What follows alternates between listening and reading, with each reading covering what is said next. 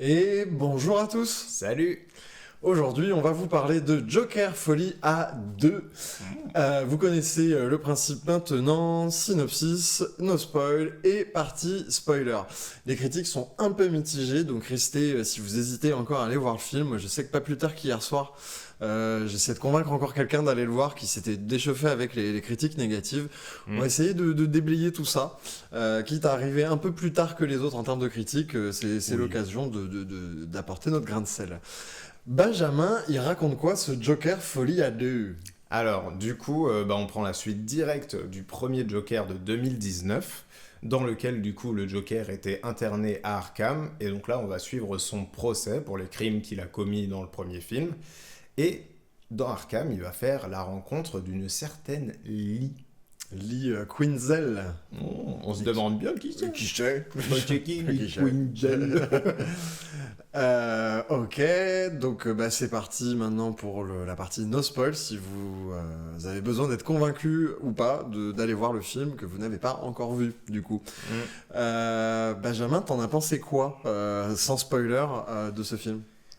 Alors moi j'ai beaucoup apprécié. Ce que je peux dire en premier temps, c'est que du coup les critiques étant très négatives, enfin pour la plupart, je peux dire que là où je trouve qu'il peut avoir une raison à ça, c'est que le film est assez anecdotique et pas très utile en fait en soi, sur le papier, mais que j'ai beaucoup apprécié et qu'il a plein d'éléments pour lui et que son existence fait plaisir tout de même finalement.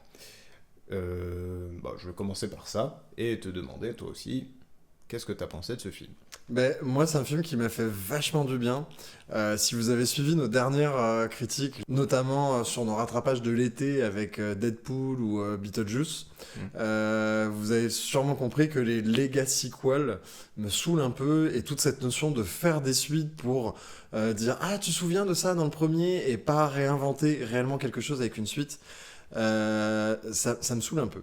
Alors effectivement, dans le fond, ce Joker 2 répète le même discours que dans le premier, sauf qu'il le fait plus clairement parce que, d'une certaine manière, il s'adresse à une certaine interprétation que des spectateurs ont eu du film, et il leur dit clairement vous n'avez pas compris mon film. Mais c'est plus subtil que ça, on y reviendra dans la partie spoiler. Du coup, ça m'a fait du bien parce que c'est un film qui cherche pas à rendre hommage au premier, c'est un film qui cherche pas à faire tu souviens du premier. Et en fait, dans la forme, j'appelle ça une vraie suite. Et ça fait du bien enfin d'avoir une vraie suite et pas un remake, reboot, pseudo legacy sequel de je sais pas quoi, genre une suite, une vraie dans le texte. Et moi, le film m'a fait énormément bien pour ça. Et il y a plein d'autres choses que j'ai adoré dans le film, donc quand je l'ai vu, je me suis dit, j'ai été le voir le jour de sa sortie, je me suis dit, ouh, ça va diviser fort. Ah oui, clairement, moi pareil, hein. Vraiment pendant le film, genre même pendant qu'il était en train de se dérouler sous mes yeux, j'ai fait... Alors moi je suis en train de kiffer, mais je pense que ça va pas passer très bien auprès de beaucoup de gens. Monde, ouais. Ah non, clairement pas. Et donc voilà, nous on a kiffé, on vous le conseille. Je pense qu'effectivement, l'interprétation que vous avez du premier film va beaucoup compter sur l'appréciation de celui-là. Ouais, c'est ça. Après, j'ai vu des gens justement qui étaient plutôt d'accord avec mon interprétation du premier film, qui n'ont pas aimé quand même, parce que ils trouvaient que ça faisait trop redite. Mais en fait, l'avantage, c'est que le film se répète peut-être dans le fond, mais en tout cas, il se répète pas dans la forme. Du coup, pareil, si vous avez vraiment envie d'un film neuf, d'un truc complètement nouveau, mais dans l'univers et l'esprit du premier, là, vous allez adorer. Après, si vous espérez une redite formelle du premier, et si vous voulez profiter de votre interprétation, y a beaucoup de chances qu'il vous laisse sur le coin de la route, mais on va vite passer au spoiler, sauf si t'as quelque chose à rajouter. En fait, le truc, c'est que c'est un film qui a eu beaucoup d'attentes mal placées, je pense. Et de ce fait, que ce soit pour les personnages ou même pour ce qui pouvait se passer une fois que Joker était à Arkham, à la fin surtout du que premier film. la bande-annonce est super mensongère. En plus, ça aide pas du tout. En fait, pour moi, limite, il pouvait y avoir que un aspect déceptif si on en attendait des choses très précises. Ouais. Moi, j'avais des attentes juste du fait que j'avais plutôt apprécié le premier. Et que du coup, on m'offre un deuxième, il y a Lady Gaga, il y a de la comédie musicale. Je suis opérationnel, moi j'aime bien ça, donc on y va, tu vois. Mais j'avais pas d'attente au niveau de ce qu'allait me raconter le film. Et s'il y a un truc que je peux vous le dire maintenant, c'est que le film raconte pas grand-chose en termes de narration. Il a beaucoup de choses à dire, mais par contre, en termes d'histoire, il va pas vous raconter grand-chose, quoi. Oui, il n'y a pas beaucoup de rebondissements, Oui, il n'y a voilà. pas beaucoup de scènes ou de machin, c'est pas un scénario complexe, quoi. Exactement. On va poser les personnages dans certains cadres, avec un S, et on va donner un discours au film à travers ce cadre-là, quoi. Voilà, c'est ça. Et donc, je pense que ça a beaucoup participé à l'aspect déceptif, à voir si, avec quelques mois, les gens le rejugent pas. Tu vois, une fois que la hype est redescendue, parce que c'est un film qui avait beaucoup de hype autour de lui, une fois que la hype est redescendue, qu'on peut le revoir en VOD ou autre, est-ce qu'il n'y a pas... les avis vont pas s'équilibrer un peu? Peut-être. Mais je pense que, en tout cas, la hype qu'il y avait autour de film a créé beaucoup de déceptions, et donc, du coup, on en arrive là, quoi. Ouais, mais tu vois, c'est marrant parce que moi, à l'annonce de comédie musicale, Harley Quinn, je veux par Lady Gaga, tout ça, j'étais hyper hypé, j'avais des vraies attentes, finalement. Je suis pas si fan que ça du premier, c'est un film que j'aime beaucoup, mais j'ai pas mal de problèmes, mais pareil, on y reviendra. J'avais beaucoup d'attentes, le film a dérouté toutes mes attentes, mais ça m'a pas gêné le moins du monde. C'est-à-dire, j'ai dit, ah, en fait, on fait ça? Bah, d'accord, et puis, vu que le film le fait bien, ça m'a permis de kiffer, en fait, tout simplement. Ouais, c'est ça. Et du coup, vous allez me dire, si le film raconte pas grand-chose, de quoi il parle, le film? En fait, le film est plutôt un commentaire du premier. En fait, Todd Phillips avait envie de mettre les choses au clair sur comment a été interprété le film par certaines personnes. Le premier film. Par une majorité de personnes, en plus. Une majorité de personnes, et des personnes parfois... encore plus extrême, on va dire. Douteuse. Voilà, c'est ça. Et il avait envie de remettre les pendules à l'heure, tout simplement. Et justement, pour remettre les pendules à l'heure, on va pouvoir expliquer ça plus en détail, parce qu'on passe tout de suite à la partie spoil.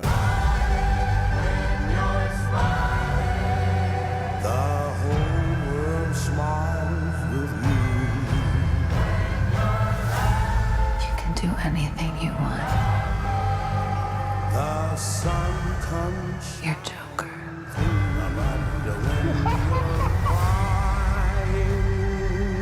Look around. Look at all these people. Bring on. I will no longer allow any of you. So stop your sighing. To keep me down. Be happy again. Et maintenant, j'espère que vous avez vu le film et que vous êtes là pour débattre, parce que je pense clairement que qu'on aimait ou non, le film fait clairement débat. Il y a beaucoup de gens qui en discutaient à la sortie de la salle. Il y avait même des gens qui se sont barrés pendant la séance. C'est pas très étonnant. Non, ça va. Il y en a qu'une dizaine qui s'est barrée sur une séance du mercredi soir 20h, donc c'est pas la majorité non plus. Ouais.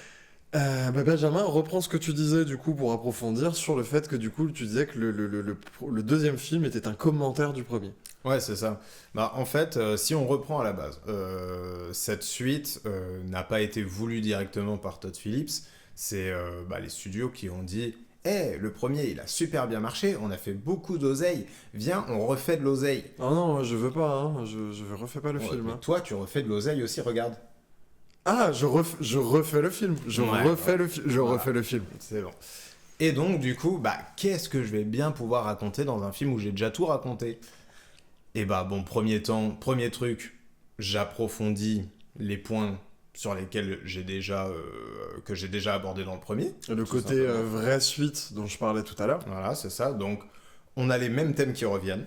Mais on pousse le bouchon un peu plus loin et on est un peu plus explicite. Parce que du coup, surtout, la deuxième étape, c'est je vais rappeler aux gens qui ont adoré le personnage du Joker. Oh, le Joker, il est tellement comme moi. Ouais, voilà, c'est ça, en mode iconiser cette espèce d'anti-héros, voilà, tout ça. et leur balancer un bon seau d'eau dans la tronche en mode les gars, réveillez-vous, c'est pas le film que j'ai fait. Vous êtes en train d'aduler un terroriste incel qui est associable et qui est juste une grosse merde et qui a juste besoin d'être vu. Et si vous êtes comme lui, nous, on n'est pas ensemble. Ouais, juste, voilà, en fait, il voulait juste dire, faites ce que vous voulez de mon film, mais en tout cas, nous, on n'est pas ensemble. Je suis pas avec vous, non. Ouais, et d'ailleurs, c'est explicite dans la fin du film, parce qu'à la fin, Harley Quinn et le Joker prennent des chemins séparés. Ah oui, c'est ça. Alors, il met vraiment une scène pour dire, bah écoute, t'as pensé ça du film ?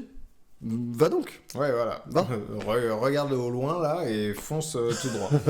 mais en plus, toi, t'as trouvé qu'il était justement tranquille avec eux, alors que moi, je l'ai pris vraiment comme un doigt d'honneur à ce moment-là, quoi. Ouais, nuance sur la nuance. Je trouve qu'en fait, il fait la part des choses sur les gens qui ont mal compris. Parce qu'encore une fois, c'est un film, est-ce qu'on peut mal comprendre un film ? C'est un autre débat. Clairement. On va pas s'y lancer. On va pas se lancer là-dedans. Mais du coup, pour ces gens qui ont mal compris le film, il a compris qu'il y avait deux types de personnes, plus ou moins. Dire qu'il y avait effectivement l'espèce d'extrême droite trumpiste, incel, ultra macho conservateur et tout un tas d'autres super adjectifs qu'on peut accoler à une personne. Qui ont mal compris le film, notamment avec les histoires de prise du Capitole. Enfin, on va pas rentrer dans la politique américaine, tu vois, mais il sait très bien qu'il y a ces gens-là, et il sait très bien que ces gens-là, c'est problématique. Et je pense que même lui, en tant qu'artiste, ça doit le faire chier qu'on utilise son film à ces fins-là. Ah oui, clairement. Mais aussi, il part du principe qu'il y a d'autres gens qui ont juste mal compris le film et qui ont juste mal lu le film. Et en fait, eux, il leur dit, écoute, toi, t'as mal compris le film, c'est pas grave. Viens de mon côté, en fait, il y avait un autre film intéressant que tu dois comprendre. Limite, je t'invite à revoir le premier avec la bonne grille de lecture. Et aussi, je trouve qu'il fait un peu un mea culpa. Parce qu'en fait, moi, un des gros reproches que je faisais à Joker 1, c'était aussi justement que si des gens l'ont interprété comme ça, c'était un peu à cause de Todd Phillips. Parce qu'en fait, on sent que Todd Phillips, déjà, il voulait arrêter la comédie et passer à un cinéma plus sérieux.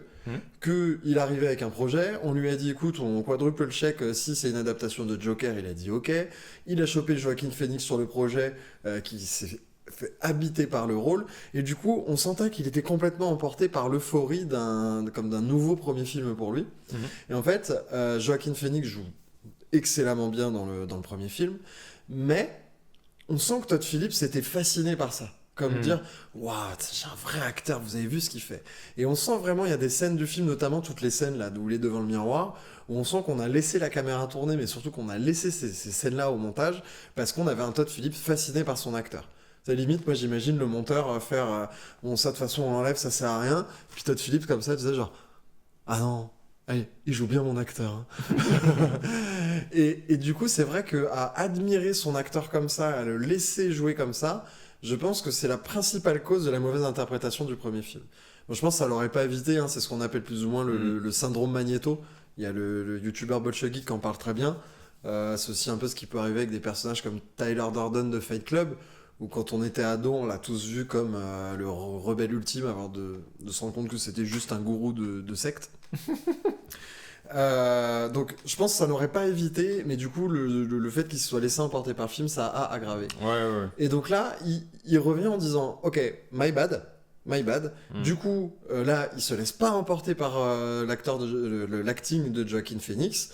On l'enferme, on le filme en plongée, on le montre bien que c'est une merde, que c'est avant tout un petit garçon malheureux battu par sa mère en manque d'attention, qui ne gère pas sa psychologie, qui est un malade psychiatrique véritablement, et qui a rien à admirer chez ce type. Ah oui, c'est ça. Bah en fait là tout est plus explicite. Tu l'as très bien dit. Tout est plus clair. Et il y a vraiment des exemples fous. Bah déjà, bon, la fin, il se fait tuer comme une merde, comme n'importe quel détenu de prison. Voilà, détenu pourrait se faire juste buter, coup de chlasse, voilà, on n'en parle plus. C'est une scène normale qu'on voit tous les 2 épisodes dans la série Oz, quoi. C'est ça. Et c'est bien parce qu'on voit pas les conclusions de ça. Donc on sait pas la vague que ça crée derrière, c'est vraiment juste, il est mort comme une merde, voilà, c'est votre héros, et il est là, par terre au sol. Et pour le studio, peut-être qu'il était pas mort. Ah, c'est sûr, peut-être que non. Mais il y a d'autres choses, hein. C'est même le fait que lui, le personnage lui-même, se rende compte en mode, non, en fait, je suis pas malade, il n'y a pas de Joker, je suis juste Arthur Fleck qui a tué des gens. Déjà, ça, c'est vraiment genre... C'est Il une le scène fait la plus au forte point- du film. Hein. Et il le fait au point que, du coup, c'est carrément le personnage que ces gens admirent qui le dit. Mm. Tu vois, c'est même pas plus que le réalisateur, c'est le personnage dit directement « Vous vous êtes trompé, c'est pas moi. Ouais, puis je trouve ça très très beau parce que finalement, le film raconte l'histoire de Arthur Fleck, qui est cette espèce de petit enfant battu par sa mère, ultra malheureux, en manque d'attention, qui est malade de psychiatrie, comme je l'ai dit, et qui recherche de l'attention. Et en fait, on pourrait penser à la fin du premier film, pareil, maladresse de Todd Phillips pour moi, que le Joker a atteint son but parce qu'il a enfin toute l'attention qu'il voulait. Et en fait, dans le 2, on réexplicite bien que, ben non, le personnage n'a pas eu son objectif de rempli, parce que on a vu le Joker, mais on n'a pas vu Arthur Fleck. Et c'est Arthur Fleck qui avait envie d'être vu. Ouais. Et d'ailleurs, Arthur Fleck en prend conscience à la fin du film, et c'est ce qui amène l'arc final du film finalement. C'est ce moment où il se rend compte et qu'ils se disent, ben, comme tu as dit, c'est cette scène où il dit, je suis Arthur Fleck. C'est Ouais. moi qu'il fallait voir en fait. J'ai été Ouais, battu c'est par moi ma qui ai mère. fait ces meurtres. Mais oui, puis en plus, le fait que ce soit un procès, on revient comme ça sur tous ces éléments de vie pour bien dire, non, c'est un mec battu par sa maman, c'est un mec qui a subi la misère sociale comme personne. Et en plus de ça, vu qu'on fait revenir des témoins du premier film, ça permet aussi, ben là, on revient au côté commentaire, c'est de dire, ah ben voilà, la voisine, elle l'aimait bien. Il y a son pote qui aussi, lui, l'aimait bien, qui le respectait et qui a pas compris pourquoi il a vrillé comme ça. Joaquin Phoenix, tu lui dis, ouais, mais je t'ai sauvé. Et l'autre, il dit, mais tu m'as pas sauvé, mec, t'as détruit ma vie, en fait. Je suis traumatisé, maintenant j'ai peur, j'ai jamais eu peur avant. Et du coup, ça, le film trouve toute son intelligence là-dedans. Ouais. Et fait un peu plus pour moi fonctionner le cerveau du spectateur. Mais en fait, ce qui est amusant, c'est que la dernière phrase qu'il dit, du coup, ce témoin, c'est moi, je t'aimais bien, en fait.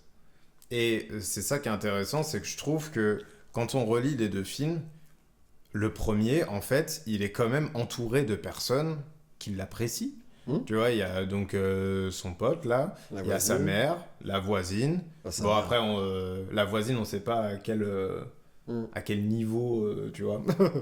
On sait pas qu'est-ce qui est vrai, qu'est-ce qui est pas vrai. Quoi. Ouais, mais bon, au final, on sait pas ce qui a été fantasmé ou non, tu vois, vu que... Oui, c'est vrai. Au bout d'un moment, ça remet tout en question, donc on sait pas trop.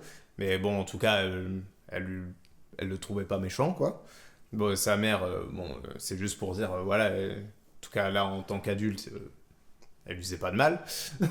Plus de mal, quoi. Oui, voilà. Elle pouvait plus trop lui en faire non plus. C'est ça, exactement. Même ses collègues, même s'ils se foutent un peu de sa gueule et tout, ça va. C'est vraiment le monde extérieur qui était contre lui. Et puis même, c'était lui qui ne s'aimait pas lui-même et qui n'arrivait pas à trouver ce qui était aimable chez lui, quoi.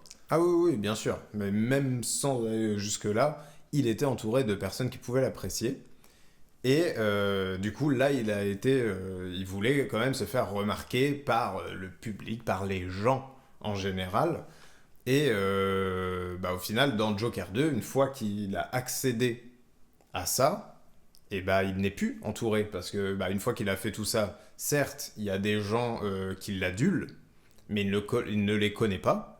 Eux ne connaissent pas Arthur Fleck. Ils connaissent le Joker et ses actes, quoi. Exactement. Et donc, il est tout autant perdu, voire plus, que dans le premier film, où il avait quand même des petits points de repère, c'est-à-dire un travail, un entourage, des choses qui peuvent te maintenir à flot, qu'il perd en même temps qu'il part en vrille. Peu de relations qu'il a, c'est des relations complètement perverses, quoi. Notamment avec les gardes de l'asile d'Arkham. Qui le nourrissent en clope. Qui le nourrissent en clope, et puis ils font croire qu'ils l'aiment bien, mais en fait, ils lui font subir le pire des sévices au milieu du film, parce que justement, il est plus obéissant. Oui, c'est ça, il est plus obéissant, tout simplement. C'est vrai que là, en fait, tout son entourage est complètement toxique, quoi. C'est-à-dire qu'il est... absolument détesté par les uns, absolument adulé par les autres, mais au final c'est même pas lui qu'on adule, c'est même plus lui qu'on déteste. Et d'ailleurs au début du film, le type il est éteint, quoi. Il est complètement éteint. Et c'est justement l'arrivée d'Harley Quinn, qui s'appelle Lee Quinzel dans ce film, qui va complètement le réveiller. Alors pareil, quitte à arriver après beaucoup de critiques qui ont été faites sur Internet, j'ai beaucoup entendu dire que Harley Quinn était inutile. Ça, pour le coup, il y a plein de critiques négatives que je comprends. Celle-là, j'arrive pas à la comprendre parce que, alors oui, elle interagit pas beaucoup avec une autre personne que Joaquin Phoenix. Oui, elle est beaucoup spectatrice du film, mais déjà, c'est son intérêt. C'est-à-dire que elle est là pour donner l'enjeu du film, pour lancer le film. Joaquin Phoenix veut se libérer pour la rejoindre. Joaquin Phoenix se réveille et sort de son état léthargique grâce à elle. En plus de ça, oui, la plupart des scènes qu'il vit avec elle sont des scènes imaginaires. Mais d'ailleurs, à la fin du film, il lui dit « Nous avons vécu dans un monde imaginaire tous les deux ». Donc c'est comme si il s'était retrouvé dans un monde imaginaire commun et que ses chansons, il se les imaginait tous les deux à ce moment-là. Donc elle n'est pas inutile en fait, c'est le cœur du film, elle est super utile au film. Et son utilité principale, c'est de personnifier justement ces gens qui ont mal compris le premier. Et du coup, d'un point de vue thématique, le film n'aurait pas pu fonctionner pour dire « Ah, regardez, ces gens-là, ils ont mal compris mon film » si on n'avait pas eu une personnification de cela. Et en plus de ça, le Joker, au début, il se dit « Ah, mais c'est une fan à moi, donc je l'aime ». Il se méprend, en fait, de cette adulation. C'est ça, exactement. Et c'est ça qui est hyper intéressant. C'est qu'au final, c'est la première fois qu'il a un contact avec les gens qui le kiffent vraiment. Dans le 1, il rencontrait des hordes de personnes, mais il les rencontrait pas, quoi. Il croisait des hordes de personnes et il fallait surtout pas qu'ils disent que c'était lui. Donc, il pouvait pas avoir d'interaction avec eux. Là, c'est la première fois qu'il a une interaction où elle sait parfaitement qui il est, et lui, il sait parfaitement qui il est, évidemment. Mais en tout cas, où il y a une réelle interaction, et donc il en tombe amoureux direct. Et c'est là qu'il y a la relation toxique qui se crée, c'est que elle est amoureuse du Joker. Elle n'est pas amoureuse d'Arthur Fleck. Et d'ailleurs, à partir du moment où il dit « Ah, mais en fait, il n'y a pas de Joker, il y a juste un Arthur Fleck », elle se barre, mais vexée, comme si elle avait été trahie, quoi. Ouais, c'est plus le même homme, ok, ciao, je me barre. Ouais. Et un peu ce qu'ont fait tous les fans, parce qu'au final, ce qui est aussi marrant à constater, c'est que elle est importante juste parce qu'il l'a rencontrée. Sinon, elle a exactement le même statut que tous les autres dans le tribunal qui soutiennent le Joker. Mais limite, je suis en train de réfléchir, limite le fait qu'elle se barre au milieu du tribunal comme ça, le mec a pré-shot les gars qui se barraient de la séance. C'est exactement ça. Je suis à peu près sûr que les gens qui se sont barrés de la séance, c'est ceux qui étaient en mode j'ai pas vu le Joker. Parce que du coup, hier, je suis allé voir un autre film dont on vous parlera dans une critique plus tard. Et en fait, je comprends que c'est la sortie du film Joker. Et j'entends des gens qui font c'est de la merde et tout. Bon, eux sont restés jusqu'au bout du film. Ouais. Mais ils étaient vraiment vénères. Et en vrai, ça se comprend parce que le film leur dit directement t'as mal compris mon film, t'es qu'un con. Puis certains peuvent le prendre avec violence justement parce que pour moi on leur crache à la gueule. Hein. On leur crache à la gueule sur grand écran en Dolby Atmos. Exactement. Même Gaspard Noé l'a pas fait aussi frontalement. Ouais. Gaspard Noé aime ce film. Et pourtant il crache à la gueule maintes et maintes fois. Ouais. De maintes et maintes façons. Et même en 3D. Exactement. Surtout en 3D. Mais, et du coup, c'est normal parce que du coup, le film, déjà, le film est malin, parce qu'on va revenir là-dessus, hein, sur le fait qu'il pioche dans plusieurs genres, notamment, du coup, le film de procès.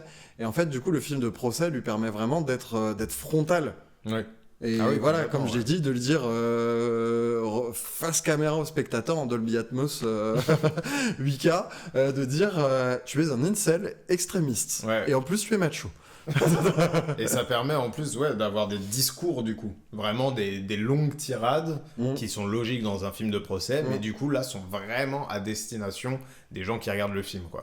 C'est comme le nez au milieu de la figure, quoi. Même si t'as pas de notion de cinéma, tu vas le ressentir. C'est sûr et certain. Ça a toujours été la force du film de procès, même tu prends un film comme Philadelphia par exemple, qui traitait du problème de la séropositivité et la manière dont elle était perçue à l'époque vis-à-vis des personnes homosexuelles. Et du coup, vu que c'était un film de procès, ça permettait d'avoir vraiment les acteurs face caméra qui... Voilà, en fait, le film de procès, c'est note d'intention dénudée, quoi, on va dire. Ouais, c'est ça. Et il se sert de ça comme ça, mais c'est pas le seul genre dans lequel il pioche dans 2 autres genres très précis. Et du coup, c'est vrai que Joker Folie à 2, c'est un film de genre, mais un film de genre avec un S, vu qu'il y a vraiment 3 genres compartimentés. C'est-à-dire que de temps en temps, on est dans le film de procès, de temps en temps, on est dans le film carcéral. Quand on est dans le film carcéral, on est purement dans le film carcéral. Et comédie musicale, c'est même carrément des apartés de comédie musicale, où là, on est complètement dans la comédie musicale. Le Glooby-Boulga en fait plus ou moins un thriller psychologique, oui. Quitte à le mettre dans une case, mettez-le là-dedans. Mais moi, c'est surtout pour moi ce côté monstre à 3 têtes que j'ai beaucoup aimé. Et du coup, le côté carcéral, il s'en sert vraiment pour juger Arthur Fleck en tant que réalisateur. Pour vraiment apporter son point de vue de cet homme n'est pas quelqu'un d'admirable. Ouais. Cet homme est quelqu'un qui a besoin de soins, c'est quelqu'un qui a besoin d'être puni. C'est ce qu'il subit, c'est la suite logique de ce qu'il subit. Bon, encore une fois, vu qu'il a mal fait les choses, il a quand même commis des meurtres et des attentats terroristes.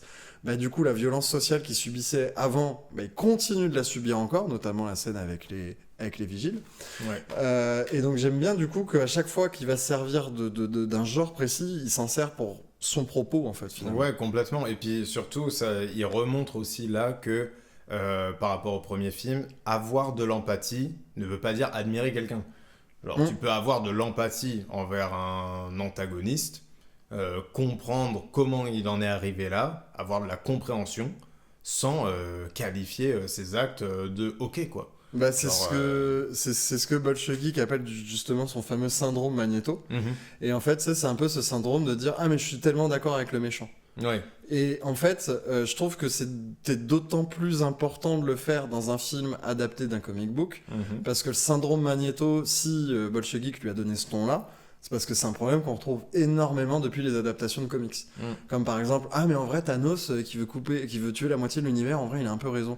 Tu vois. Et c'est vrai que du coup on arrive parfois à des débats de pensée un peu hardcore et chelou et bizarre, ouais c'est ça. À cause de ces gens qui justement comme tu as dit font pas la différence entre attachement, empathie, admiration. Ouais, c'est ça. Donc je trouve que justement de prendre sa responsabilité, de parler du syndrome Magnéto dans un film adapté de comics, ça permet en fait de parler de ce syndrome-là aux bonnes personnes. Tu vois, si c'était pas un film adapté de comics qui prenait le syndrome Magnéto, ça aurait pas eu la même portée et pas la même importance pour moi. C'est pour ça quand tu dis anecdotique, tu le dis pas pour ça. Du coup, j'ai un peu du mal avec ton choix de mots quand même, parce que pour moi, en fait, ce film est important pour qu'ils se permettent de clarifier les choses. Après, pour continuer de parler des genres, il y a aussi la comédie musicale. Toi, t'en as pensé quoi, justement, de ces apartés de comédie musicale ? Bah, là où il faut reconnaître un truc, c'est que les segments de comédie musicale sont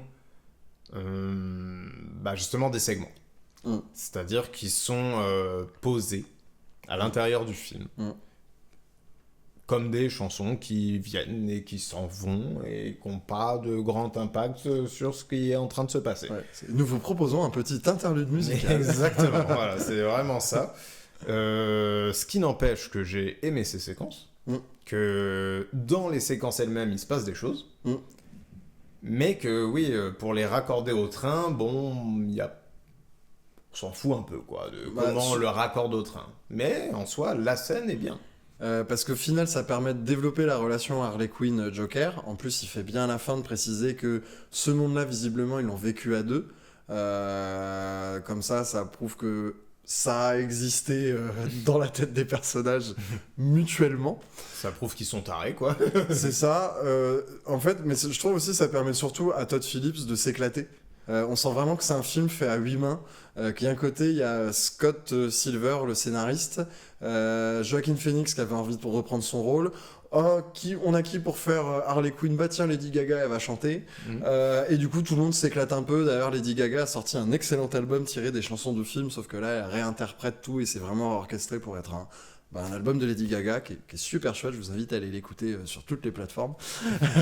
Harley Quinn, oui. Comme je disais tout à l'heure, Todd Phillips, il s'est laissé emporter par l'euphorie du premier film. Donc là, on sentait qu'il avait sûrement besoin de ressentir une certaine euphorie quitte à ce que la comédie musicale fit pas totalement dans le film, mais bon, c'est pas grave, on s'amuse. En termes de mise en scène, il se permet de faire des trucs super chouettes. Je pense notamment, tu sais, quand le Joker, on voit juste sa silhouette se découper, la scène un peu en mode show télé, là, où ils ont leur show Joker, Harley Quinn et Ouais, tout. bien sûr. Et d'ailleurs, à ce moment-là, les deux interagissent tous les deux ensemble, et il y a vraiment une alchimie qui se crée sur les deux personnages. Et d'ailleurs, c'est la scène où on sent que les deux sont deux acteurs qui sont à la hauteur de l'un et l'autre, et il y a une vraie alchimie d'acteurs, quoi, qui se Ouais, fait ouais, à ce moment-là. complètement. Et puis dans les trucs qui font plaisir, juste une aparté très rapide, il y a quand même l'intro en cartoon. Ouais, Et grave. voilà, qui est vraiment un truc où ça se fait plaisir, ça signifie quelque chose évidemment, mais t'es pas obligé. Non. T'es vraiment pas obligé de le faire. Mais il s'est dit, bon, on va le faire. Allez, c'est parti. Et D'ailleurs, du coup, c'est un Français qui l'a fait. puis c'est une vraie signification parce que du coup, effectivement, c'est le Joker contre son ombre. Et c'est littéralement le sujet du film, le Joker qui est rattrapé par son ombre et son ombre qui l'enferme dans une malle et C'est Arthur Flex qui est rattrapé par son nom. Ouais, et l'ombre qui est le Joker. Et ouais, l'ombre qui se déguise en Joker et tout. Et d'ailleurs, j'ai bien aimé parce qu'on retrouve ça à la fin, quand il se fait buter, il meurt, il laisse une trace sur le mur qui est vraiment en forme de silhouette. Donc c'est vraiment le symbole de son ombre reste. Et d'ailleurs, on peut supposer que le gars qui le tue se refait posséder par le Joker. Lui meurt comme une grosse merde, quoi. L'ombre et l'homme sont reséparés comme au début du film. Exactement. Et pour revenir du coup un peu sur la comédie musicale, il y a un truc aussi, c'est que par rapport aux gens qui ont un avis négatif dessus, c'est la comédie musicale, c'est pas très apprécié. Et en plus de ça, comme là, elles sont pas très bien intégrées au film, on va dire, en plus, il y a un truc négatif à dire dessus. Donc, ça l'aide vraiment pas à aller chercher ce public-là qui est déjà de base pas fan de comédie musicale. Ah, surtout en France, hein. En France, on n'aime pas ça. Ah non, on n'aime pas ça, même du tout. Genre Ouais. vraiment, il y a, on parlait tout à l'heure qu'en fait, avec Maxime, entre nous, qu'il y avait le cinéma de genre qui était pas très apprécié en France. On avait du mal avec tout ce qui est fantasque, donc que ce soit le fantastique, la science-fiction, plein d'autres choses. Mais que la comédie musicale, c'est pas qu'on a du mal, c'est que vraiment le public français n'en veut pas, quoi. Oui, puis encore, le cinéma de genre, le public français en veut bien quand il n'est pas français. Ouais, voilà, c'est ça. Bon, ça commence un peu à s'ouvrir, mais c'est encore timide. On espère que ça va continuer. Ouais, mais du coup, quand lui il est ouvert, si tant que c'est pas des Français qui le font, le cinéma d'horreur, la science-fiction, nous on veut bien. Par contre, la comédie musicale, que ce soit français, bollywoodien, américain ou tous les autres pays qui chantent et ce que tu veux, c'est niette. Ouais. Regarde, en plus cette année, on peut dire que la comédie musicale, elle va en poupe. On a eu Wonka. On a eu Mean Girls, même Doctor Who s'est mis à faire une séquence musicale. D'ailleurs, beaucoup de collègues, d'amis français, du coup, ont détesté la scène de comédie musicale dans Doctor Who. On a eu quoi d'autre? On va avoir Wicked d'ici la fin de l'année. On a l'amour. Emilia Pérez. Exactement. On a l'amour ouf qui arrive.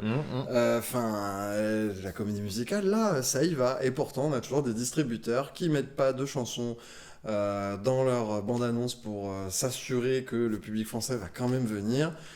C'est triste, mais d'un certain côté, eux, ils ont raison, quoi. Ah bah ils ont pas le choix parce Sinon, que... Oui, puis du coup après ça derrière ira ils se pas, prennent un quoi. truc. Ah, j'ai pas aimé, je m'attendais pas à de la comédie musicale. Ouais, mais tu serais vraiment pas allé si tu le savais. Ouais, voilà, c'est ça. Donc, Nous, on a quand même récolté l'argent, c'est ce qui comptait, quoi. C'est ça. Moi, j'adore la comédie musicale, j'adore Lady Gaga, donc très sincèrement, j'ai kiffé. Oui, c'est ça. Et surtout de pouvoir réécouter l'album, tout réinterprété par Lady Gaga et tout machin. Surtout, je trouve que vocalement, elle fait des trucs plutôt ouf. Ah bah clairement. Elle en fait toujours, mais là, je trouve particulièrement sur le vocal, elle s'est déchaînée. Ouais, et puis bizarrement, dans les prises de voix, il y a un côté réaliste, alors que les scènes sont totalement fantasques. Dans les prises de voix, il y a un côté très brut. Et du coup, ça crée un petit contraste qui est assez sympa. Genre, les musiques sont pas très orchestrées, par contre, la mise en scène est hyper orchestrée. Donc, c'est assez rigolo de voir ça. Ça crée un petit contraste, quoi. Ouais, complètement. Mais du coup, c'était surtout pour dire que pour ceux qu'il n'y avait pas ce problème-là d'avoir mal compris le personnage du Joker, il y a cette nouvelle barrière. D'où le fait que le film n'est pas très apprécié en global, quoi. Parce Ouais. que comédie musicale, et en plus, ceux qui vont passer outre la comédie musicale, mais qui ont mal compris le personnage du Joker, ils viennent pour se faire cracher à la gueule. Donc, bon, ça laisse Ça pas beaucoup de restreint. gens qui Et- qui sont là, quoi. Et je pense un autre truc qui restreint, c'est ce par quoi j'avais commencé dans la partie no spoil, qui était l'aspect que c'est pas un legacy sequel. Ah oui, oui. Parce que déjà, je pense qu'on est tellement habitué au legacy sequel que maintenant qu'on se retrouve devant une vraie suite, on sait même plus comment la recevoir. Parce que d'une certaine manière, on a un film qui répète le premier, mais bon, ça gêne personne pour Evil Dead 2, ça gêne personne pour Terminator 2, et là, ça gêne tout le monde pour Joker 2. Alors qu'en plus, Joker 2 se permet d'avoir une forme radicalement différente du premier, là où des films comme Terminator 2 ou Evil Dead 2 sont des quasi-remakes du premier film. Ouais, ils ont juste profité d'avoir plus d'argent pour refaire leur Ouais. film mieux, quoi. C'est ça, mais globalement, Evil Dead 2 raconte la même chose que le 1, Terminator 2 raconte la même chose que le 1. Alors oui, le Terminator, il est gentil dans le deuxième.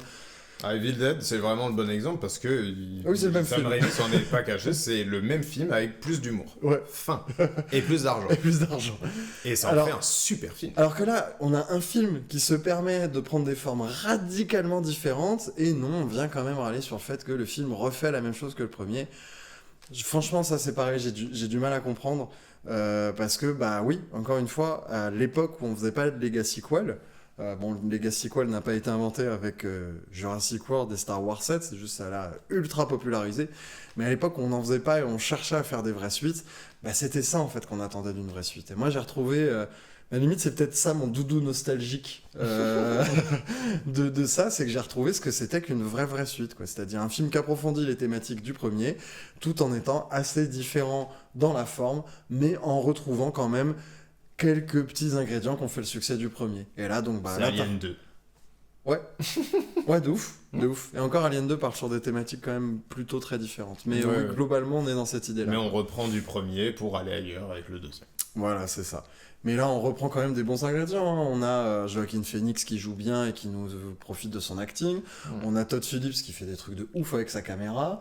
On a La Scott... photographie qui est très similaire aussi. Ouais, on a Scott Silver qui nous, comme t'as dit, qui nous fournit pas un scénario très avec beaucoup Narratif. de rebondissements, très narratif, mais qui arrive à nous dire les choses de manière explicite sans que ce soit non plus comme Ash dans Alien Romulus. Là, on a l'impression que c'est la version de commenter de Ridley Scott. C'est ça. On a Lady Gaga qui arrive à apporter du sang neuf et à être à la hauteur du jeu de Joaquin Phoenix et qui s'accorde très très bien avec Phoenix. Et voilà. C'est un bon film, les gars. Franchement, c'est presque... Ouais. Ne serait-ce pas de l'ingratitude que de ne pas aimer Joker Folie à 2. Bon, Je m'aventure. oui, Et puis chacun pense, Ouais, pense voilà, ce qu'il veut. chacun pense ce qu'il veut.